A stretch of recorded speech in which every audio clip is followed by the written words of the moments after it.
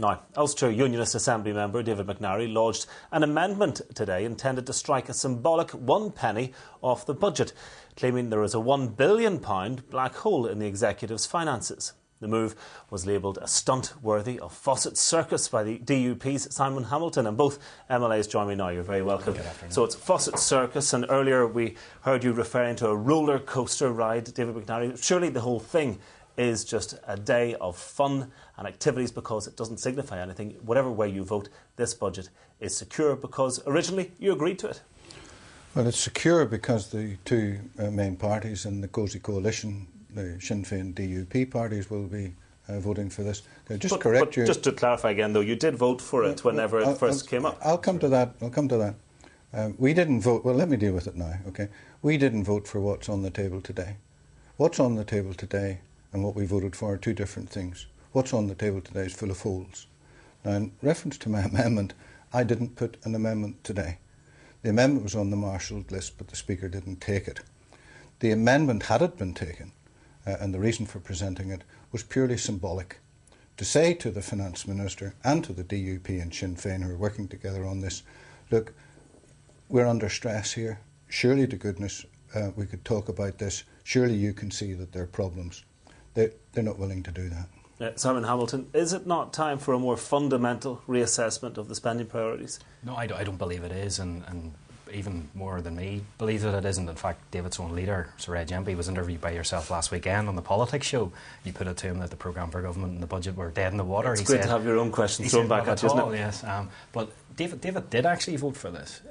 What today's motions do on the estimates and the vote on the account, they regularise in-year monitoring, and what most importantly, and this is why David's vote against, well, he indicated certainly that today they're going to vote against the motions that are before the House. They're the only party within the Assembly who are going to do that. But what the effect of that was, if they were to persuade others to vote for that, that would actually stop all funding for every single department from the 31st of March. So you'd have civil service would go unpaid, you'd have schools having to close. Are you worried that you're going to be persuaded? Hospitals. No, because that's the only occasion on which it would have an effect. No, but I think the point is an important one, that's what David McNarry and the Ulster Unionist Party, although I'm not sure if Ed Gyamfi is going to vote for it or not, because not only did he say he doesn't want the budget rewritten, but he endorsed these motions going through the Executive.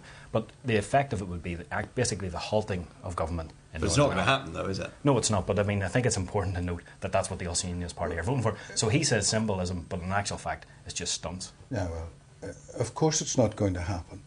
So what's the point of doing it? The two parties. No. Nobody else agrees with you.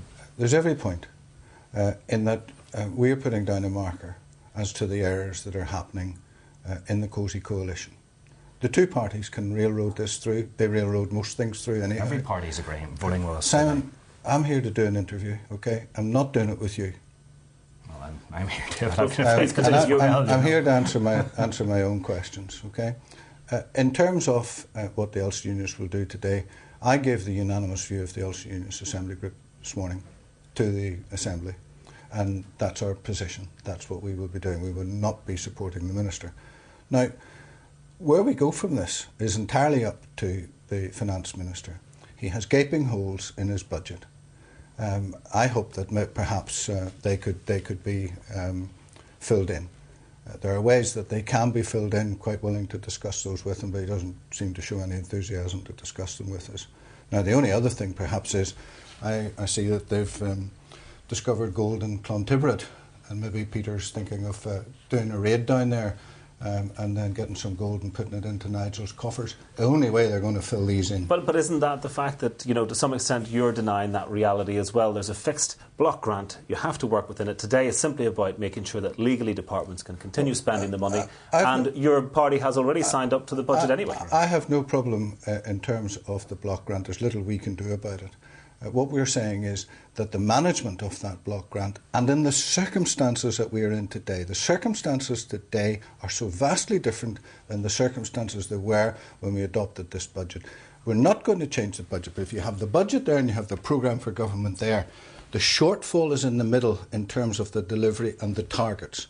I read out a list of things that they're failing to materialise, and I can keep reading that out. And what I've been saying to the Finance Minister, what we're saying to people is, you have to find a better way of readdressing what's there. There are fault lines.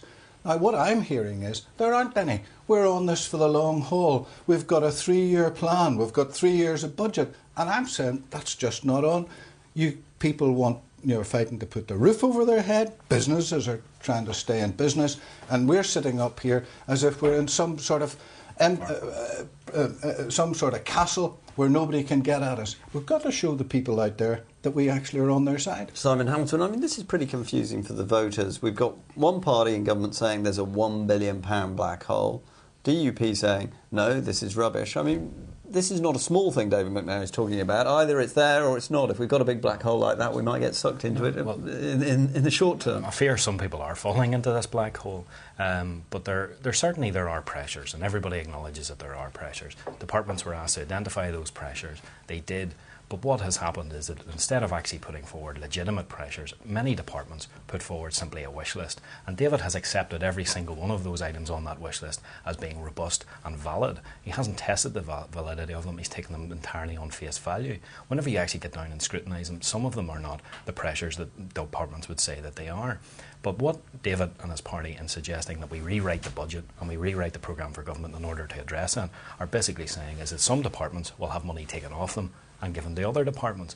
And I wonder, has David spoken to his colleague, the Minister for Health, and asked, well, where, Minister, in your 50% budget of the entire over-allocation, the entire budget, 50% of which areas of that are you going to take money out of? Where do you want to lose money? Where do you want to take it from? Now, Basil McRae today in the Chamber was at least honest and said that in order to rewrite the budget, cuts would be required. That's a practical outcome of what David McNarry has And proposed. indeed, though, in the same way, are you willing to say that we will not meet certain targets within the programme for government because we're not willing, and perhaps people generally don't want to see rates put up or water charging to be introduced this year? So in other words, those targets on job creation, on child poverty, on house building may go out the window. Well, I think the important part is that the executive in its prescient in actually setting the economy as our number one priority, and you do see delivery, and okay, times are tough and pressures are there, but you see this year alone 1.4 to 1.5 billion of investment in our capital infrastructure. That's a record level, up from 1.1 billion but last not year. 1.8 that was promised. There's a technical aspect of that where that's 1.4 is a net figure and 1.8. But it's not technical. It's the fact that you weren't able to sell massive tracts of public property. And that's as a result of where we are today, and we're dealing with that. But 1.1 million, or what billion was last year's figure, so 1.4 is a significant increase on that from last year. You see other aspects of helping businesses through small business rates relief, the freezing of business rates, the capping of industrial rates. Homeowners are being helped through allowances within the rating system as well. So there are efforts that are being made at the executive level. These are difficult times. This is a small regional government, an assembly for 1.7 million people. It is difficult for regional or for national sovereign governments to deal with the problems that the world economy is facing at this time. It's difficult for this government as well. But I think people will recognise that effort is being made to ameliorate the problems that they're facing in these tough times. I'm not disputing the effort. I didn't hear any criticism from me today about the effort, about the things that Simon has said money is being spent on, right? What I'm saying is the management is cockeyed, the management is not right. Now, the responsibility for the management falls with Nigel Dodds. And I have recited chapter and verse. 200 million cross na Creevy, 120 million in what they said was going to be investment. Where is it? 6,500 jobs. Where are they? I mean, these aren't even on the Richter scale. I wasn't expecting them tomorrow. They're not going to be there next year. We're fighting battles to keep people in job. There's reports flying around the place. This one of embargoed until further notice.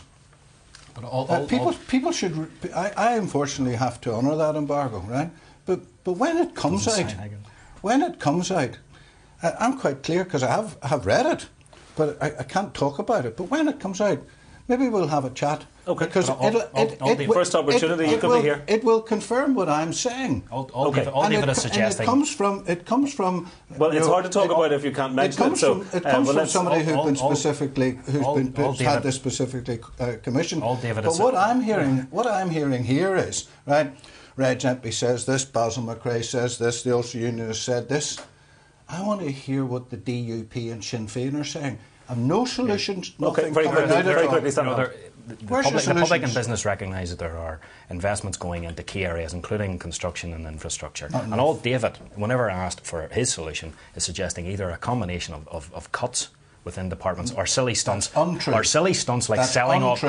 off this building. Untrue, Sam. Before Okay, Christmas, David never suggested that we suggested sell cuts. off Stormont to pay for I to never fill did. up a black hole, which is clearly in his head. Cookie lad, you're telling No, I know fibs. it's not. No, You show me where I said falling sell into your off black. Stormont. You're I'm falling into afraid your the own black hole. conversation's I'm afraid. disappearing into a black hole. I'm But afraid you've tripped into we'll it. have to leave it there. But thank you both for joining us. Thank you.